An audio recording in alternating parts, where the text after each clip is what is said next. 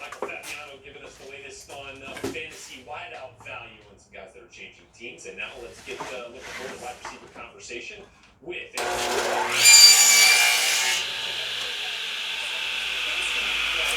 Well, hello, friends. Mark Holmes here, and as always, thank you guys for watching, commenting, and subscribing to the Joe Boo Sports Report. Without you guys, we know how this doesn't work at all. It doesn't. Not at all. Zero. I need you guys. All right, so here's the latest words on the Dallas Cowboys. They were talking to Golden Tate, but Golden Tate has gone the Sammy Watkins route. Golden Tate wants too damn much money, and the Dallas Cowboys are being frugal. And you can look back because I'm glad we didn't spend $16 million for Sammy Watkins last year. I'm glad that we lucked out and ended up getting Amari Cooper. Now, Amari Cooper's going to probably cost us $16, $17 million a year, but we were paying $16 million a year for Dez Bryant. And I'll be honest with you, what we got from him after the contract extension was made wasn't good. And I know some of you fans are going to be pissed off because you keep looking at it and saying, we're not paying, big money for these guys. We're bargain basement shopping. But bargain basement shopping has actually worked out pretty well for the Cowboys because unlike other teams that are in salary cap hell, that are letting go these guys with these big contracts, leaving dead money, you realize that the Cowboys had more money going into this offseason than anybody else. The Redskins, they spent $84 million for Landon Collins, and I'm going to guarantee you that they're not going to get value from it the same way they didn't get value from Josh Norman or Albert Hainsworth or Bruce Smith or Deion Sanders and all of these guys. You can look at the New York Giants who spent $250 million on their defensive line. And what did that bring them? Other than dead money right now? Nothing. So the Cowboys are realizing it's about spreading the wealth. Now I'm going to say something. I know Michael Anthony tells me, as well as my good buddy Joseph Hartley, I'm glad Maya's doing better, thank God. And the stuff that you're sending me, man, wait till you see the stuff Joseph Hartley is sending that we're going to do for giveaways. It's amazing.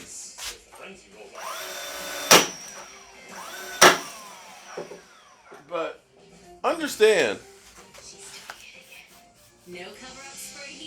talking about football is not like anything else out there.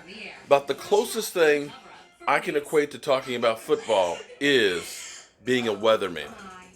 Because no matter what's right in front of you, it's all subject to change. And if you can find somebody out there, all you people who are talking smack that I'm an idiot and I'm, this, that, and the other, fine. I challenge you to find somebody who's right more than me. I do. You find somebody who gets it right 100% of the time. And let me say for this, I never guaranteed that Earl Thomas was here. I kept telling you guys from Jump Street, I believe he's going to be here. I thought for sure. But I also told you that you don't pay too much. When they're talking about wanting a number one, I said it's too much. It's too much. They want to go to you. Okay, but regardless. But I believe I went online and said a number one is too much. I said a 3 is as far as I would go. And I certainly said I would not pay $13.7 million. I said 8 to 10. Or if you went up, to use incentives. Because the reality is, as good as Earl Thomas can be on that defense, if he's injured and you spend all that money on him and you don't have anybody else, you're screwed. And that's where we were in 2017. When Tyron Smith got hurt, because we were paying so much money to Tony Romo, to Dez Bryant, to all of these big contracts, even Jason Witten and Sean Lee, that we didn't have enough money left over to fill in the rest of the roster. So, we are out on the Golden Tate. And I'll be honest with you on Golden Tate did not look like the same player in Philadelphia. He looks like he's beginning to slow down and he's getting old. Now, for people that are pissed off about Austin being resigned, here's the thing. He's the number 4 wide receiver right now. He's a kick returner, so there's multiple things that he can do. Hopefully he can stay well, but the cost is not that much. Now, the Cowboys are looking into Eric Berry. They're doing their due diligence and checking on the injury and seeing how well it is. Now, the one thing you can say about the Cowboys in investigating injuries, Jalen Smith was thought to be catastrophic. They thought he would never play again. The Cowboys doctor looked at him and said, look, he can heal from this. And the part that you forgot was our doctors are the one that did the surgery. Well, right, they did the surgery, but he said he can come back. Other teams didn't believe it, and you best believe we made out like bandits by getting that guy. So let them look into it and see if Eric Berry, they can look and say, yeah, he's going to be okay and be able to play.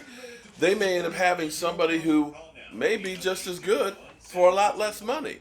So don't blame the Cowboys and get pissed off that they're not spending a whole bunch of money. Because here's the thing. You say pay DeMarcus Lawrence, well that's $20 million. You say pay Earl Thomas, well that's now another $14 million. So now right there between the two of those, you're talking about $34 million. You got to have a quarterback, and minimum, even if you go low ball with Dak, that's another $20 million. So that's $54 million. You got 3 players right there. You got Amari Cooper. You like keeping him. That's 16, right? So now you add another $16 million to that. Now all of a sudden you're up to $70 million with 4 guys. But of course you got Tyron Smith at $17 million. Okay, oh well, shit. Now we're talking about $77 million with those guys. Oh, you got Zach Martin, okay, who's another $14 million. So now we're talking about $90 million right there. Oh, Travis Wright, that's another $10 million. That's $100 million for those guys. That leaves $90 million for the rest of the team. You can't do it. You can't do it. And that's why you've got to be frugal and disciplined. And that's where Stephen Jones comes in. Jerry wants to go and say, hey, man, I want this guy, I want this guy, and this guy. But Stephen Jones is actually doing the right thing. Hey, slow your roll. We can't do that. Jason Verrett, the former Chargers first-round draft pick, agreeing to a 1-year, $3.6 million deal. Now, he has missed a ton of time. And that, my friends, has actually worked well for our Cowboys. Whether you like it or not, it has actually worked well for us.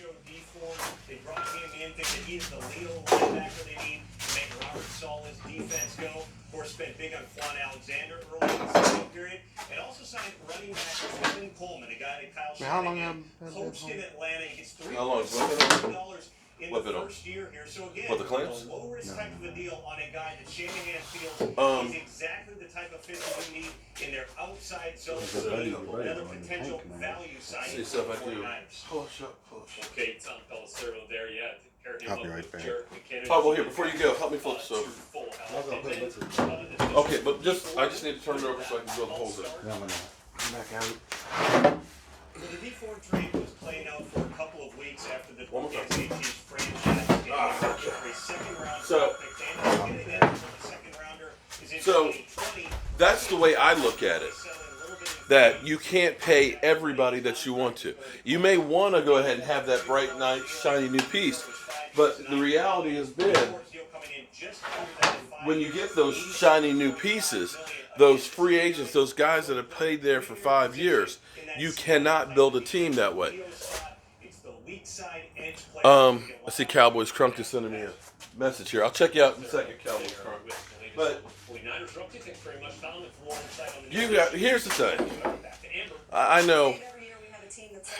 know Earl Thomas is my Achilles heel. He is like my kryptonite. My heart wanted Earl Thomas, but my head said you can't afford it and you're better off without him. And that's the reality of it. Our heart as Cowboy fans say we want to get that, Ndamukong Suh. We want to go ahead and get an Earl Thomas. We want to get an Odell Beckham. We want the best players out there, and we want that Super Bowl ring. But your head says, if you're looking at it from a business standpoint of what you can do, you can't do it all. So you've got to pick and choose which places to spend that money. And the Cowboys just choose to spend that money on the offensive line, which was the changing thing for this team. The one thing you can say is, as long as we've had an offensive line, as long as we've had Zach Martin and those guys, 4 of the 5 years, 4 of the 5 years have been winning seasons. So the philosophy they have is getting us there. It's just not getting us yet to the Super Bowl. And I dare say, with Cole Beasley going, that's another piece of the past where this roster is being turned over. And I think the future will be bright with those. So you can be mad all you want. I'm not mad. No, I'm not talking about you. I'm talking about them out there. Stephen Jones is actually doing things the right way. Jerry Jones says I'm more likely to And that's all I have to say about that. I'll see you guys.